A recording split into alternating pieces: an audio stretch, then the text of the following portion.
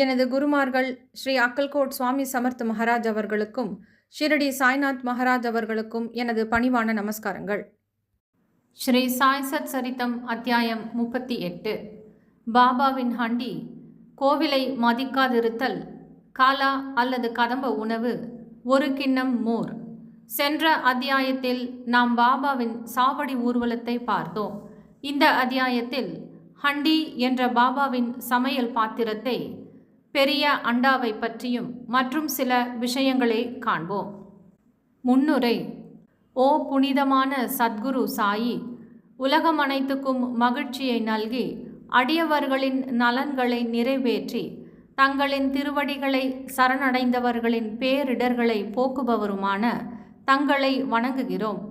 மிகுந்த தாராள குணமுடையவராகவும் தங்களை சரணடைவோர்களின் பாதுகாவலராகவும் இரட்சகராகவும் விளங்கும் தாங்கள் மக்களுக்காக இறங்கி அவர்களுக்கு நன்மை செய்யவே அவதரித்திருக்கிறீர்கள்.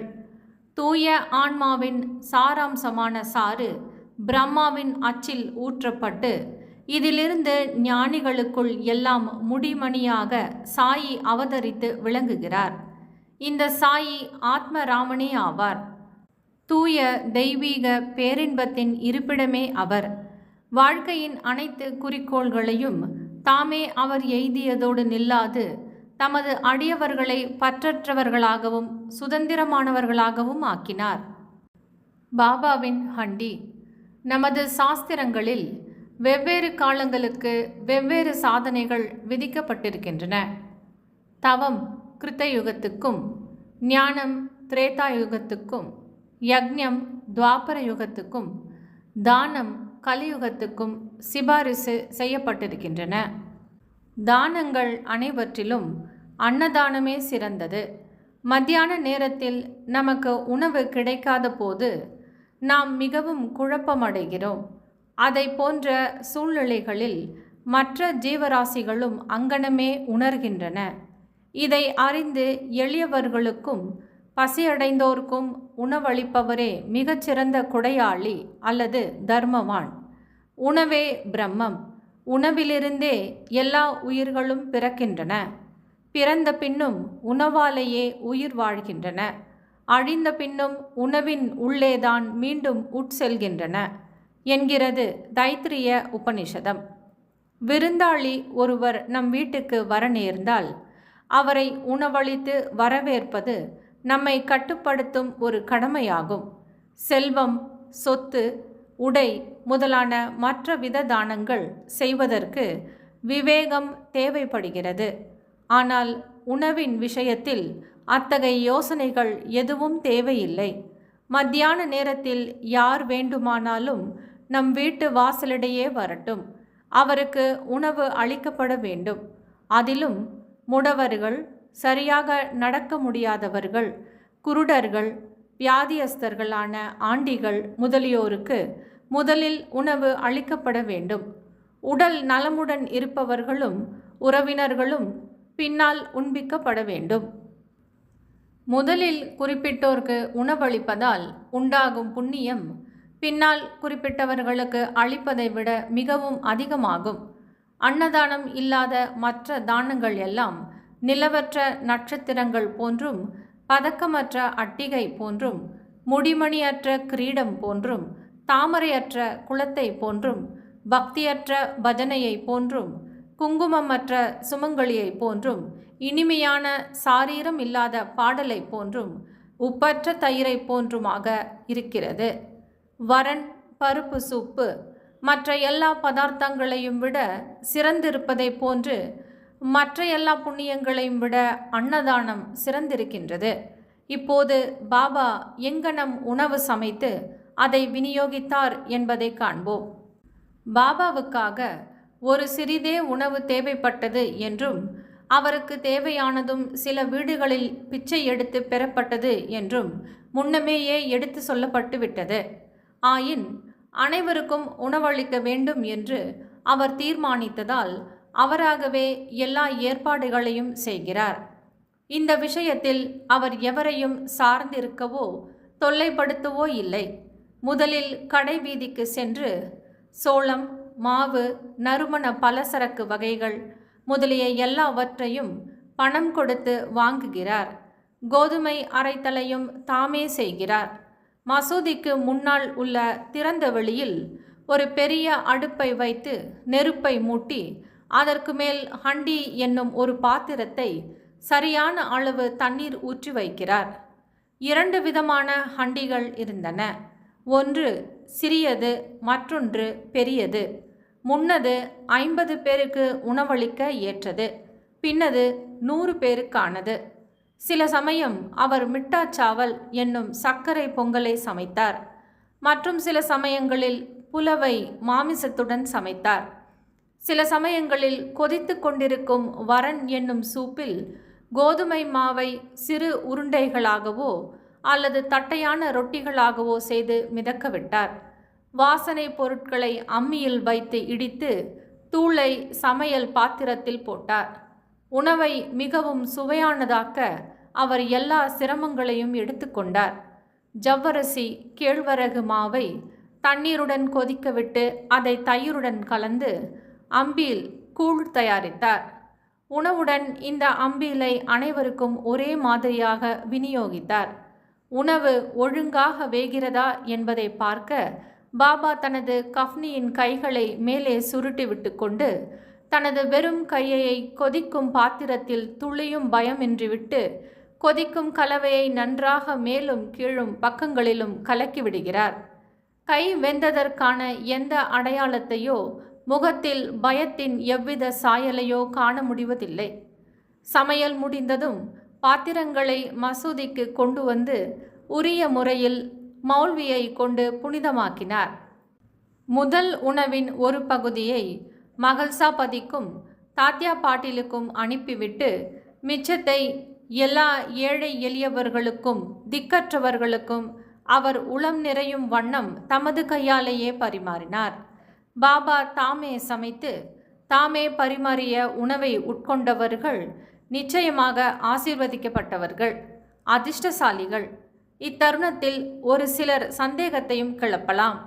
பாபா காய்கறிகளையும் அசைவ உணவையும் பிரசாதமாக தமது அடியவர்களுக்கு ஒரே மாதிரியாகவா வழங்கினார்? விடை வெளிப்படையானதும் எளிதானதுமாகும். அசைவ உணவு பழக்கப்பட்டோருக்கு ஹண்டியிலிருந்து பிரசாதமாக உணவு வழங்கப்பட்டது. அதில் பழக்கமில்லாதவர்களை அதை தொட அனுமதிப்பதில்லை. இவ்வுணவை விசேஷமாக அனுசரிக்க அவர் அவர்களிடம் எவ்வித விருப்பத்தையோ ஆசையையோ தூண்டிவிட்டதில்லை.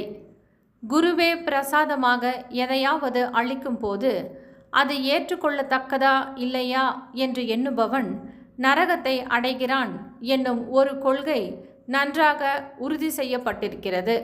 இந்த கொள்கையை எந்த ஒரு சீடனும் எவ்விதம் மனதில் ஏற்றுக்கொண்டிருக்கிறான் என்பதை அறிய சில நேரங்களில் பாபா சோதனைகள் நடத்துவார். உதாரணமாக, ஒரு ஏகாதசி தினத்தன்று தாதா கேல்கரிடம் சில ரூபாய்கள் கொடுத்து அவரையே நேராக கொராலாவுக்கு சென்று அங்கிருந்து மாமிசம் வாங்கி வரும்படி கூறினார். இந்த தாதா கேல்கர் ஒரு வைதீக பிராமணர். எல்லா வைதீக சம்பிரதாயங்களையும் வாழ்க்கையில் அனுசரித்தவர். செல்வம், தானியங்கள், உடை முதலியவைகளை சத்குருவிற்கு சமர்ப்பிப்பதெல்லாம் போதாதென்றும் முழு நிறை நம்பிக்கையுள்ள கீழ்ப்படிதலும் அவரது உத்தரவுகளை சரிநுட்பமாக நிறைவேற்றுதலுமே அவரை மிகவும் மகிழ்விக்கும் உண்மையான தட்சணையாகும் என்பதை அவர் அறிவார். எனவே தாதா கேல்கர் உடைகளை உடுத்திக்கொண்டு அவ்விடத்துக்கு கிளம்பினார். பிறகு பாபா அவரை கூப்பிட்டு, நீயே போகாதே, யாரையாவது அனுப்பு என்று கூறினார். இதன் பேரில் தாதா தமது வேலையால் பாண்டுவை இதற்காக அனுப்பினார். பாபா அவரையும் திரும்பி வரச் சொல்லி அதையும் ரத்து செய்துவிட்டார். மற்றொரு சந்தர்ப்பத்தின் போது புலவ் என்னும் மாமிச கறியில் உப்பு சரியாக இருக்கிறதா என்பதை சற்று சுவைத்து பார்க்கும்படி பாபா தாதாவை கேட்டார். பின் அவர் சாதாரணமாகவும் முறைக்காகவும் அது சரியாக இருக்கிறது என்று கூறினார். அதற்கு பாபா, நீ அதை கண்களால் பார்த்ததோ நாவால் சுவைத்ததோ கிடையாது. பின்னர் அது சுவையாய் இருக்கிறது என்று எப்படி உன்னால் உரைக்க முடியும்? பாத்திரத்தின் மூடியை திறந்து பார் என்று கூறிக்கொண்டே பாபா அவரது கையை பிடித்து பானைக்குள் அழுத்தி கையை முன்னால் நீட்டி கரண்டியை எடுத்து, வைதீகத்தை பற்றி கவலைப்படாமல் பதறாமல் கொஞ்சம் எடுத்து சாப்பாட்டில் போட்டுக்கொள் என்றார். தாய்க்கு குழந்தையிடம் ஒரு உண்மையான அன்பின் அலை தோன்றும் போது அதை கிள்ளிவிட்டு அழத் தொடங்கியதும் தன் மார்போடு அணைத்து கொள்கிறாள். அவ்வாறே பாபா உண்மையான தாய் என்ற முறையில் தாதா கேல்கரை இவ்விதமாக கிள்ளிவிட்டார். உண்மையில் எந்த ஞானியோ அல்லது குருவோ தடுக்கப்பட்ட உணவை தமது வைதீக சீடனை உண்ணும்படி வற்புறுத்தி அதன் மூலம் தம்மை கீழ்மைப்படுத்தி கொள்ள மாட்டார். இந்த ஹண்டி விவகாரம் 1910ஆம் ஆண்டு வரை சில காலம் நடந்தது. பிறகு நின்றுவிட்டது. முன்னரே கூறியதைப் போன்று தாஸ்கனு பாபாவின் புகழை பம்பாய் மாகாணமெங்கிலும் தம் கீர்த்தனைகளால் பரப்பினார். அப்பகுதியிலிருந்து ஷீரடிக்கு மக்கள் திரளாக வந்து கூடத் தொடங்கினர். ஷீரடி சில நாட்களுக்குள்ளாகவே ஒரு புனித கஷேத்திரம் ஆகிவிட்டது. பக்தர்கள் வெகுமதி அளிப்பதற்காக பல்வேறு பொருட்களை கொணர்ந்தனர். வெவ்வேறு உணவுகளை நைவேத்தியமாக சமர்ப்பித்தனர். அவர்கள் அவ்வாறு அளித்த உணவுப் பொருட்கள் எவ்வளவு என்றால், பக்கிரிகளும் ஆண்டிகளும் வயிறு புடைக்க உண்டுவிட்டு பின்னும் மீதி இருக்கும் அளவு இருந்தது. எங்கனம் நைவேத்தியம் பகிர்ந்தளிக்கப்பட்டது என்று கூறும் முன்பு உள்ளூரிலிருந்து கோவில்களின் மீதும் தெய்வங்களின் மீதும் பாபாவுக்கு எத்தகைய மரியாதையும் ஆர்வமும் இருந்தது என்பதை விளக்கும் நானா சாஹேப் சாந்தோர்கரின் கதையை எடுத்துக்கொள்வோம். நானா சாஹேப் கோவிலை மதியாதிருத்தல். சிலர் தங்களுக்கே உரிய முறையில் அனுமானித்து கொண்டும் யூகித்து கொண்டும் சாயி ஒரு பிராமணர் என்றும் சிலர் அவர் ஒரு முகமதியர் என்றும் கூறினர். உண்மையில் அவர் எந்த ஜாதியையும் சேர்ந்தவர் அல்ல. எப்போது எந்த ஜாதியில் பிறந்தார் என்பதையும் அவர் பெற்றோர் யார் என்பதையும் ஒருவரும் நிச்சயமாக அறிந்திருக்கவில்லை. முன்பே அத்தியாயம் 7இல் உள்ள பாபாவின் சொந்த கூற்றுப்படி அவர் பிராமணர் என்றாலும் பரமாத்மாவிடம் தன்னை முழுவதும் சரணாகதி செய்து அகங்காரத்தையும் உடல் உணர்வையும் ஒழித்து அவருடன் ஒன்றுவிடுபவனுக்கு ஜாதி தேசம் என்னும் கேள்விகள் குறித்து கருத்திற்கொள்வதற்கு ஏதுமில்லை. பின்னர் அவர் எங்கனம் ஒரு பிராமணராகவோ முகமதியராகவோ இருக்க முடியும்? அவர் ஒரு முகமதியர் என்றால் மசூதியில் அணையாமல் எப்போதும் துணியை எங்கனம் எரிய வைத்து கொண்டிருக்க முடியும்? அங்கு எங்கனம் ஒரு துளசி பிருந்தாவனம் இருக்க முடியும்? சங்கோசை, மணி ஓசை, இன்னிசை கருவிகள் ஆகியவைகளை எங்கனம் அனுமதிக்க முடியும்? அவர் ஹிந்து வழிபாட்டு முறைகளின் எல்லா அம்சங்களையும் எங்கனம் நடக்க விட்டிருக்க முடியும்? அவர் ஒரு முகமதியராக இருந்தால் அவர் காதுகள் குத்தப்பட்டிருக்குமா? இந்து கோவில்களை செப்பனிடத்து தம் கையில் இருந்த பணத்தை அவர் செலவு செய்திருக்க முடியுமா? மாறுபாடாக இந்து கோவில்களையும் தெய்வங்களையும் மதியாமல் இருப்பதை அவர் சிறிதும் சகிப்பதில்லை.